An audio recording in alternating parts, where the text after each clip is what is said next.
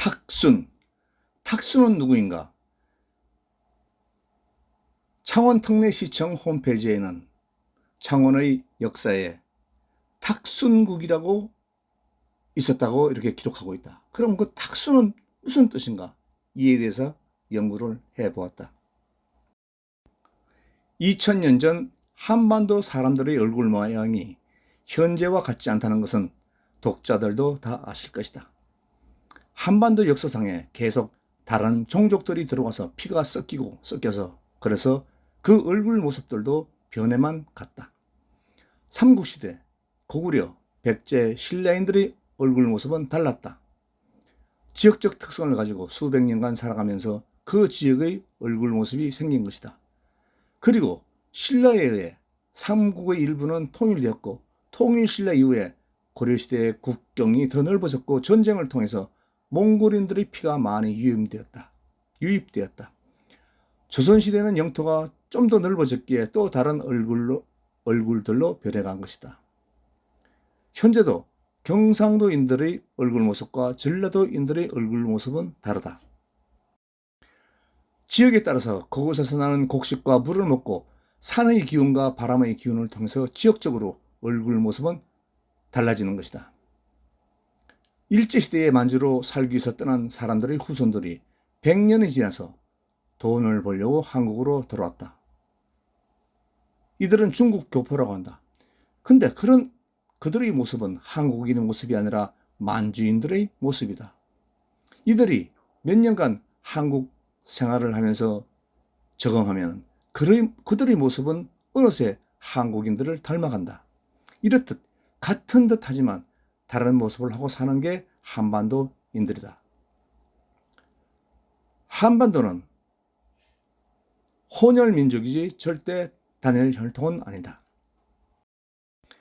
스리랑카의 타밀 지방의 언어가 한국어와 상당히 많은 부분이 같다라는 사실은 인도 남부의 스리랑카 섬 사람들이 상당히 많이 한반도 남해안으로 들어왔다는 사실이다. 인도 계통, 동남아시아 계통, 중국 계통, 몽골 계통, 우즈베키스탄, 키르기스스탄 등 유럽 계통과 가까운 종족들도 한반도에 들어와서 호련을 이루고 사는 것이 한국인이다. 그럼 탁순은 누구인가? 탁순은 스리랑카의 바자야 왕의 딸이 12명이 있었는데 그중 한 명의 이름이다. 이 이름이 왜 나라 이름이 되었는가? 기원전 5세기경 인도 남부에 있는 섬 스리랑카에는 비자야 왕이 타밀 공주 아소다라에게서 12명을 딸을 낳았는데 그 딸들의 이름이 카라, 알라, 타라, 코차, 하츠, 산타나,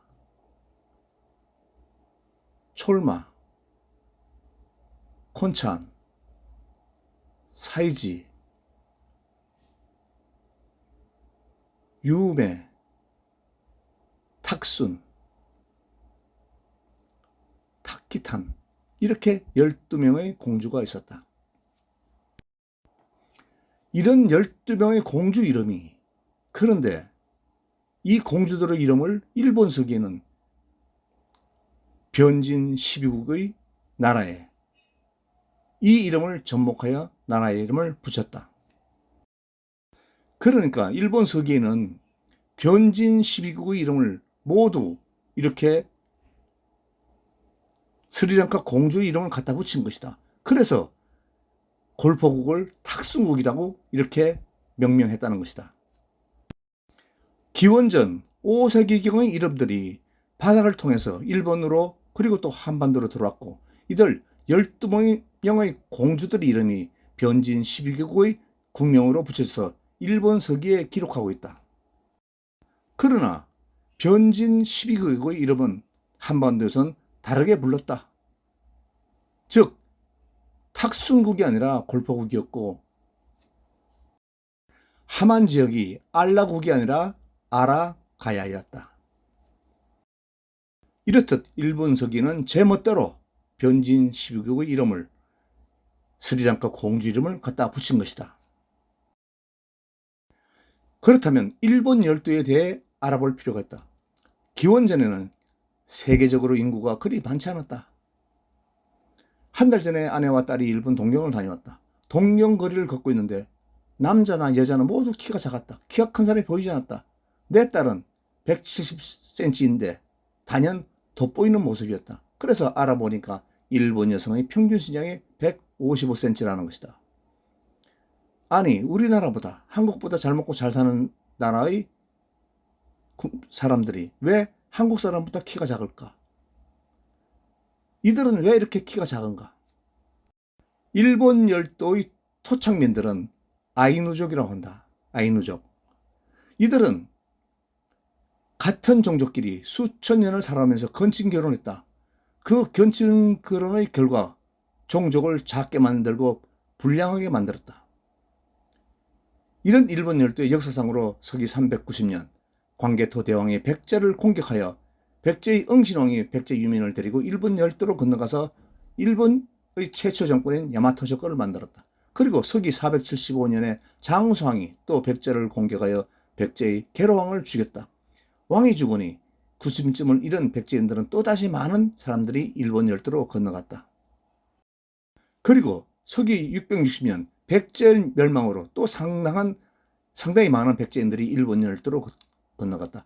그러니까 일본은 야마토 정권부터 백제인들이 일본 정권의 중심이었다. 그래서 일본은 제2의 백제인 것이다.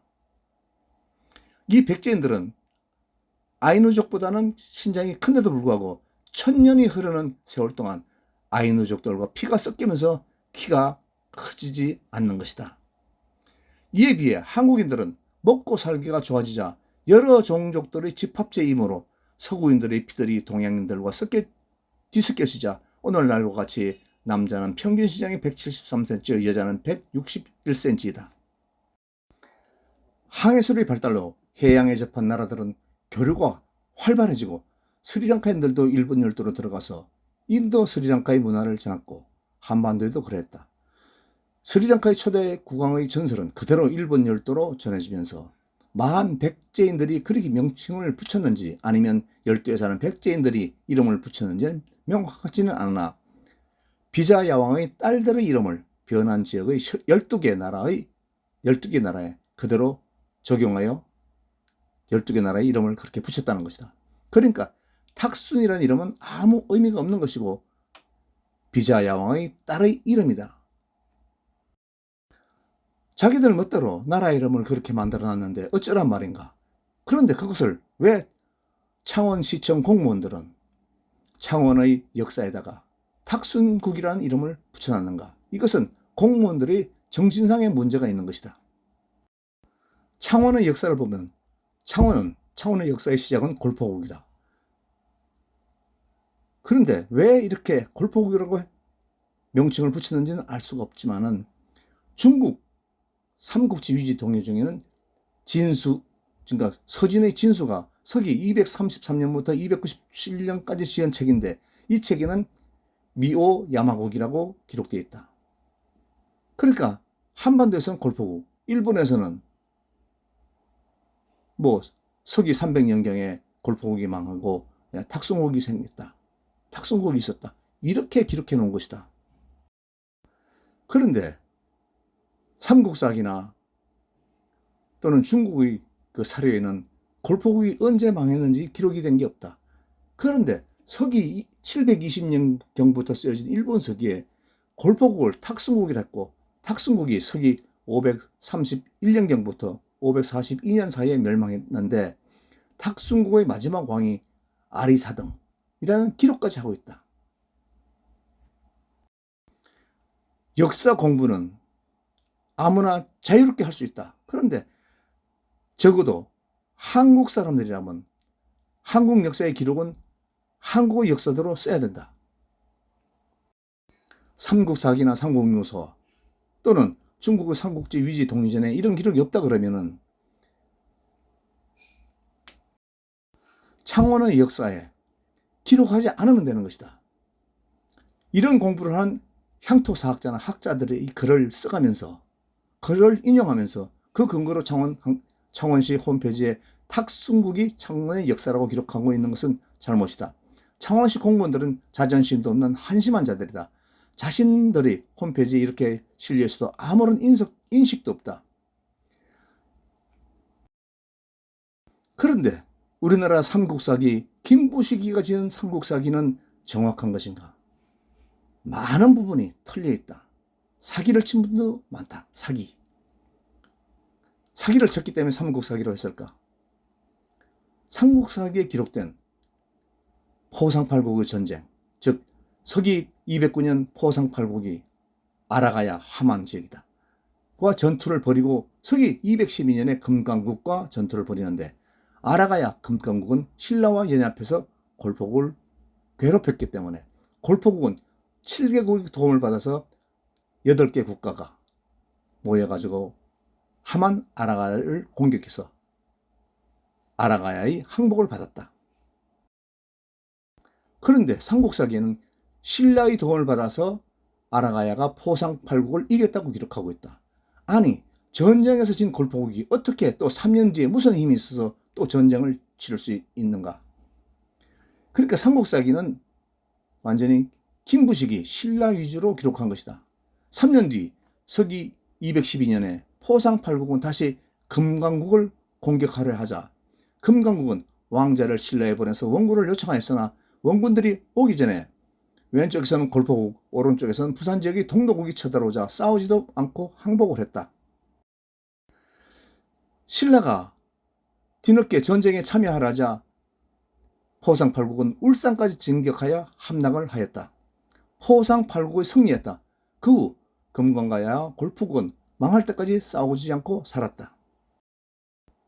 그런데 현재 한국의 김씨들은 마치 한국의 역사가 금강국과 신라 김씨의 역사인 양 써가고 있다. 금강국이란 김씨들이 스스로 가야라고 하지 않고 국이라고 붙였다. 그래서 금강국이다. 이제는 가야는 금강가야만 이 가야인 것처럼 그렇게 또 기록을 하고 있는 주접을 떨고 있다. 이 흉노족들은 서기 23년에 최초로 들어왔다. 한반도에 들어온 게 서기 23년이다. 그리고 서기 48년에 금강국을 세웠다. 이렇게 한반도에 늦게 들어온 흉노족들이 어떻게 한반도의 주인인 양 행세를 하고 있는가? 그리고 김해의 김수로 왕릉은 김수로의 것이 아니라고 판명이 났다. 즉 김소리가 죽었을 때 무덤이 아니고 3세기경 것이라고 확인이 되어서 이렇게 판명이 났다. 아주 웃기는 얘기가 아닌가. 흉노족 출신 아틸다 대왕은 서쪽으로 계속 영토를 넓혀가면서 결국 로마 제국까지 무너뜨린다. 그런데 이 아틸다가 갑자기 453년에 갑자기 죽어버리자 흉노들은 중심을 잃고 몽골로 다시 돌아온다. 그 일부가 신라 땅으로 들어왔다. 당시 신라는 선비족에게 점령당해서 선비족의 세상이었다. 그 증거가 지정왕의 지정왕의 성기 길이가 35cm라는 것이다. 이것은 흉노족의 자지도 아니다. 그러니까 유럽계 동맹에서 온 선비족의 사람이라는 것이다. 흉노족이 아닌 것이다. 그래서 17대 네모랑부터 23대 버퍼왕까지 모씨와 루시의 나라가 신라였다.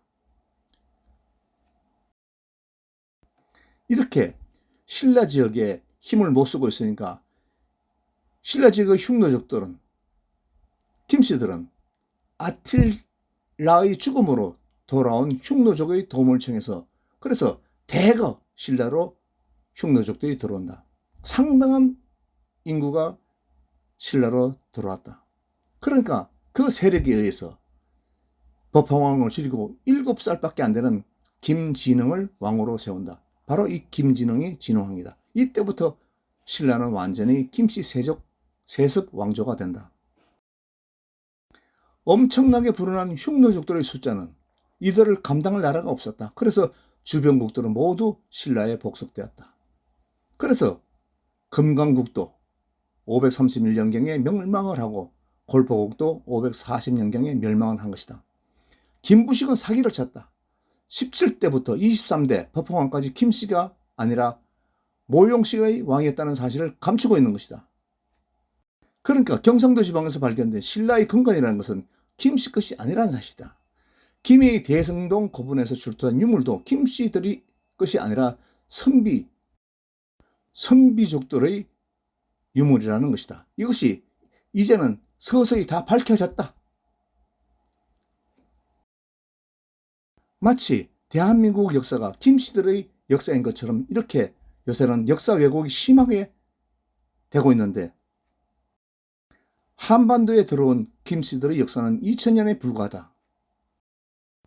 한국 성씨의 역사, 또 동의삼국시를 지은 박동 박사로부터 들은 얘기를 이야기하고 있는데 모두 근거가 있는 이야기다. 이런 내용은 동의삼국지에 서술하고 있다. 탁순이라는 명칭이 어디서 왔는가, 또는 탁순은 무슨 뜻인가를 몰라서 궁금했는데 박동 박사로부터 이런 이야기를 전해 듣고